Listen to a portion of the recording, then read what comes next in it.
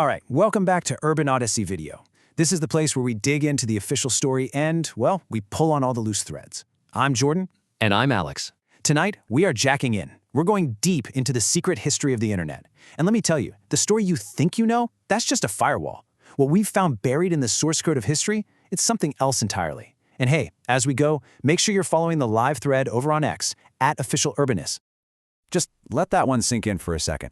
What if this thing we all use, this thing we call the open web, what if it was born with a ghost in its machine? A kind of phantom designed for a purpose so deep, so tied to power that its original mission is still running in the background of every single click you make. And look, this isn't just some wild late-night theory we're spinning.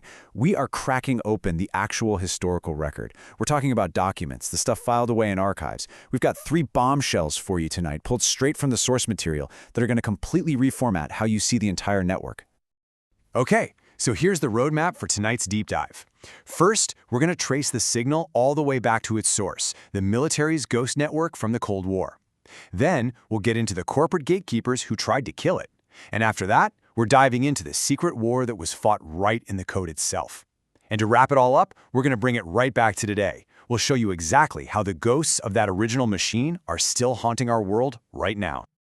All right, to really get this, you've got to go back. Picture the Cold War. The entire world is just holding its breath, living under this constant, terrifying shadow of nuclear war. And the US military has this one horrifying problem. If the bombs actually fall, how do you command your forces? How do you even retaliate? Right, the story they tell you is all about academics and scientists wanting to share research papers. But the real story, the one in the documents, it was never about building a library. It was about building a communications network that could survive Armageddon. And look, here is the proof. This isn't our interpretation. This is a direct quote from a guy named Paul Baran, who was working at the RAND Corporation. You know, a major military think tank. The question that started everything, the foundational question, wasn't how do we share knowledge? No. As you can see right here, page 107 of the source, the question was how to build a robust communications network that could survive an attack. It was about command and control. That's it. Pure and simple. Exactly. And the official definition of ARPANET, it confirms everything. Just look at the key words right there on the screen. U.S. Defense Department, decentralized, survivability. The whole story about connecting a few universities, that was the public-facing story. The real reason, the core mission, was to make damn sure the military's chain of command could survive a first strike and launch a second. This was never just a research project. It was a weapon system with a really friendly user interface. And they didn't just throw money at the idea. They literally built the entire industrial base to make it happen. This chart, it's from page 41 of the source, and it shows it plain as day. Look at this. By 1960, the US government was buying up nearly half of all semiconductors being produced. But wait, Alex, let's just stop on that for a second. Think about what that really means. This wasn't just funding a project. This was the military-industrial complex creating an entire industry from the ground up. They needed the chips, the hardware, the whole infrastructure, all of it just to serve this one single critical objective. So this brand new radical military network, it immediately runs into a huge problem. It slams right into a wall of old power. See, the world of information back then was already owned by 2 absolute giants, AT&T, which had a death grip on all the phone lines, and IBM, which completely dominated the computer market. And you can bet they weren't interested in some decentralized open network. Why would they be? It was a direct threat to their total and complete control. AT&T's argument against this was just incredible. According to our source material, right on page 15, they actually argued in court that if you connected anything other than their own clunky, approved devices, it would physically harm the public telephone network. Harm the network. You've heard that before, right? It's the classic monopoly playbook. It just means harm our profits. It was a war on innovation itself. They wanted to be the only gatekeepers, the ones who decided who gets to connect and what they could connect with. That's total control. And if you thought AT&T was bad, you have to look at IBM. This quote here from an RCA executive on page 72, it says everything. He said that to get just a tiny 10% of the computer market, it was easier to go to war directly with the behemoth, with IBM, than to try and pick up scraps from all the other little competitors put together. IBM was the market. They were a monolith. But you know what they say, even empires fall. And this timeline just shows you the cracks starting to appear. In '68, The little guys actually win the Carter phone case, and the network is pried open just a little. Then a year later, the government finally decides to take on IBM's monopoly. And then the kill shot. 1982, the forced breakup of AT&T. The old world was starting to crumble. But the fall of those old monopolies didn't exactly create peace. Nope, it just kicked off a totally new kind of war.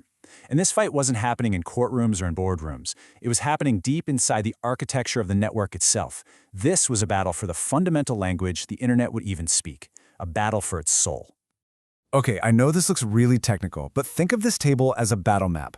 On one side, you had these corporate giants pushing a super complex 7-layer system called OSI. It was designed to be orderly, profitable, and most importantly, controlled.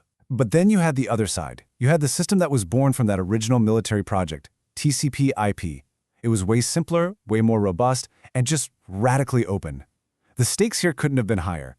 Was the internet going to become a bunch of walled-off corporate gardens, or the single, open network we know today? And this quote, wow. This is from a Honeywell executive, page 222, and it just lays the whole agenda bare. He flat out admits it. It was never about which tech was better. It was all about fear, the fear of losing control of their market. They would have rather had a broken, fragmented system that they could each dominate than a universal standard that actually, worked for everyone. So, let's put it to the truth meter. The claim, corporate giants actively suppressed open innovation. How plausible is it? Well, based on the direct evidence, from AT&T's legal fights to keep you off their network, to explicit quotes from executives admitting they feared open standards, our conclusion is, it's unavoidable. The documents show a clear pattern. This isn't just speculation. It's right there in their own words. 85% plausible. And that brings us right to this moment. The old titans, AT&T and IBM, they fell. The open protocol, TCP/IP, it won the war. But here's the real question. Did it actually win the peace? Or did the fall of the old kings just clear the board for a new, maybe more sophisticated set of digital monarchs? Is that original ghost of control still haunting the machine? The parallel is it's uncanny, and is even laid out in the source material's conclusion on page 525. Back then, AT&T controlled the physical wires. Now you have giants like Google, Amazon, and Meta, and they control the new critical infrastructure, our data, the platforms we live on, and ultimately, our attention. The packaging changed, but the function is exactly the same. Centralize control, become the essential gatekeeper, and then either crush or acquire any threat to your dominance. It is the same playbook, it's just running on new code. So it really makes you wonder, right? Was the openness that we all experienced online for a while, was it just a brief, beautiful bug in the system? A temporary glitch between one set of masters and the next? That original military purpose, that need for surveillance and control, it never really went away, did it? It just got a software update and a much friendlier logo. Okay, let's do a rapid-fire recap of the bombshells we've uncovered here. 1.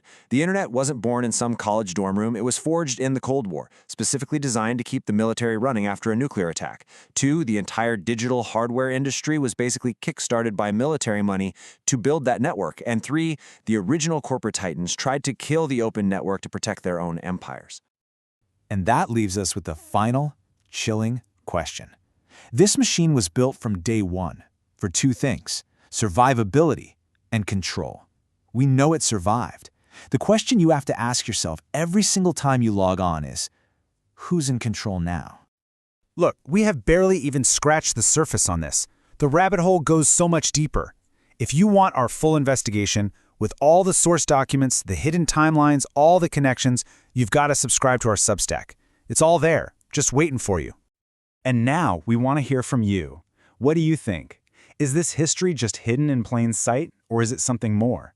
Start a thread on X with the hashtag #UrbanOdysseyTruth and hit us up at @OfficialUrbanus. Until next time, stay vigilant. The truth is in the code.